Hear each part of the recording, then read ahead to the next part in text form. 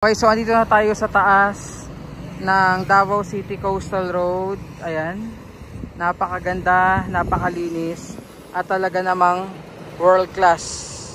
So pakita ko lang kanina kung saan tayo galing. Ayan, sa part na yan. Tapos dumaan tayo dito sa ilalim, patagos doon sa kabilang part na yun, which is yung second playground. Ganda ng view, sarap ng hangin, libre pa, pwede mag picnic. Ano pa? Ano pang kulang?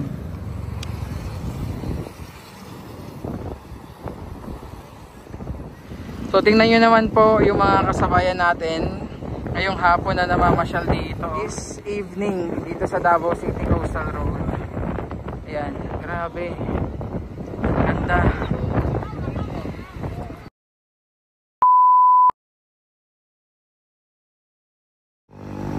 So andito pa rin tayo sa Davao City Coastal Road, and this time po akit naman tayo dito sa pinaka-access road.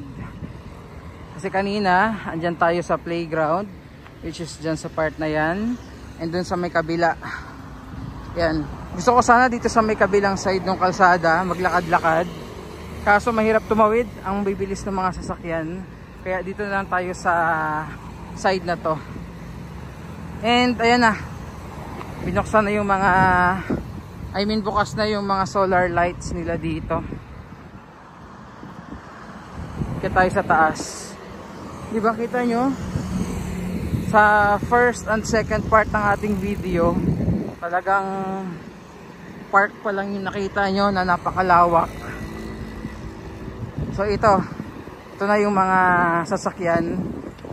Ganda nung pinaka pedestrian walkway. Sobrang lawak. Actually meron din dito, no? Saka dito na part. Pero safest dito sa area natin. Yan. So yan yung nilakad natin sa first part ng ating vlog. Yan, papunta dun sa playground. First playground. Then dumaan tayo dun sa ilalim, papunta dun sa second playground naman po. So lakad muna tayo papunta dun sa taas.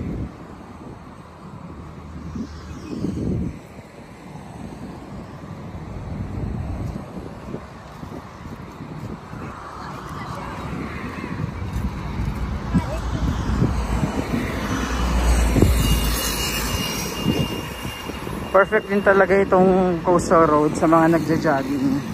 No wonder ang dami.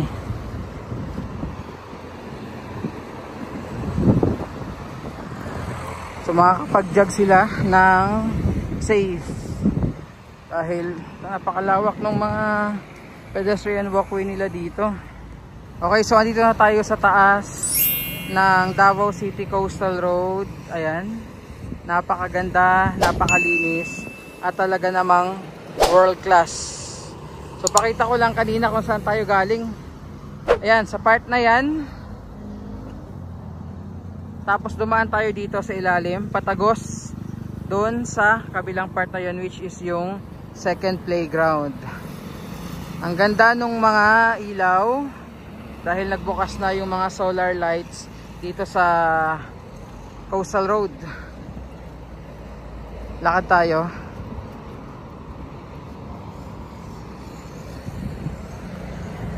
So dito nga lang hindi pa nagbubukas yung mga ilaw, no, sa ayan, no, part na to. Ito nyo kung gaano kaganda. And ang sarap din talagang mamasyal dito. Ayan, no, ganda.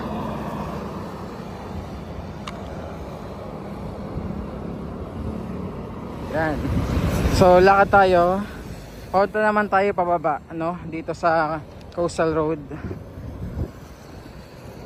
Ganda, oh, tingnan nyo po. Ganda ng view, sarap ng hangin, libre pa, pwede mag picnic.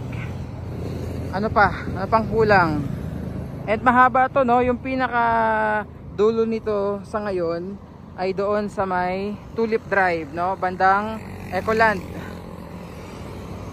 Yan, gusto ko sana tumawid dun sa may kabilang side kasi mahirap tumawid dito. Kasi ano na, yung mabilis yung mga sasakyan. So dito na lang tayo sa part na to.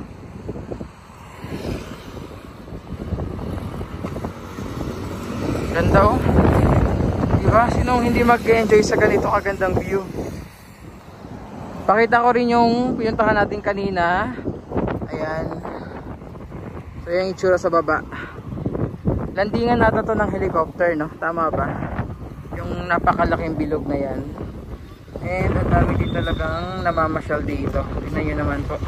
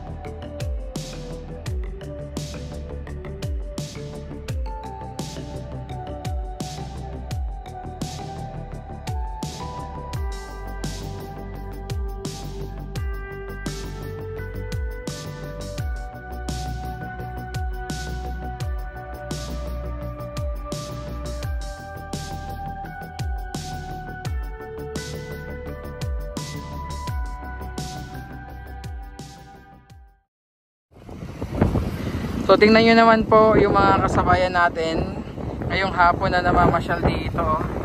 Pasensya na kung maingay yung ating video dahil talagang napakalakas ng hangin this evening dito sa Davao City Coastal Road. Ayan, grabe. Ganda.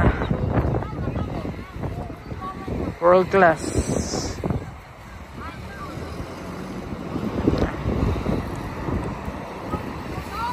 Diba? Sinasabing kurakot daw yung mga nakaupo dito sa Davao City.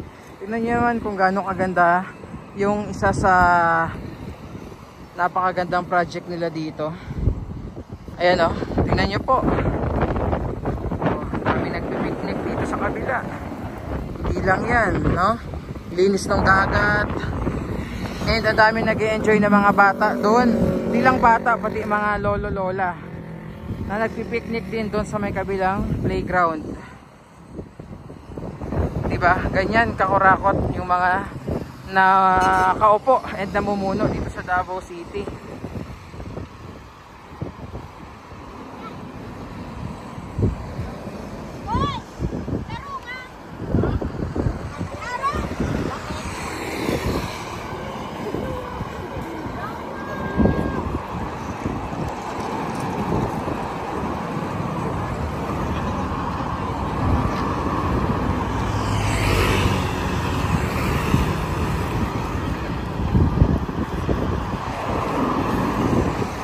So lakad tayo pababa, no? Pero hindi na tayo aabot doon sa pinaka gitna kasi ang layo, no?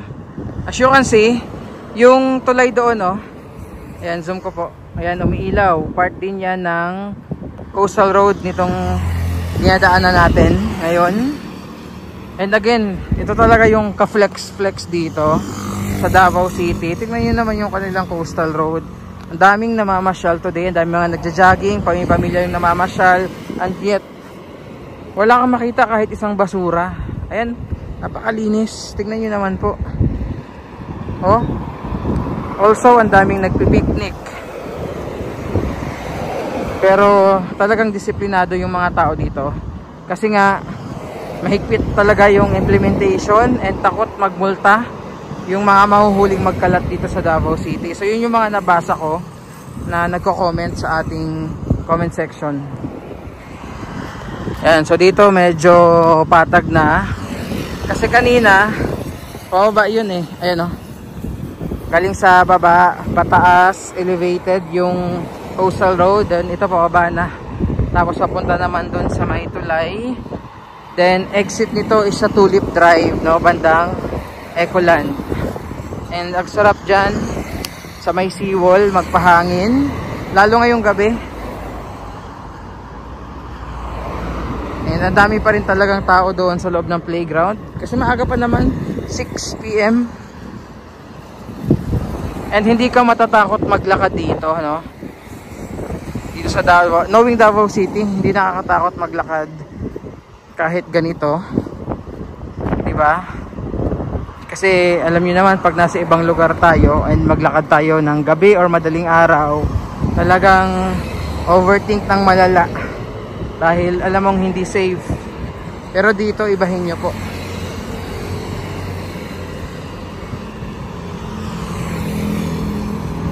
Yan, ganda. Diba? Napakaganda. Grabe. Parang isa't kalahating oras na ata tayo naglalakad. Andiyan yung dagat. Napakalinis yung dagat nila dito, walang basura. Nakita nyo naman yung dulo ng ilog ng Davao River.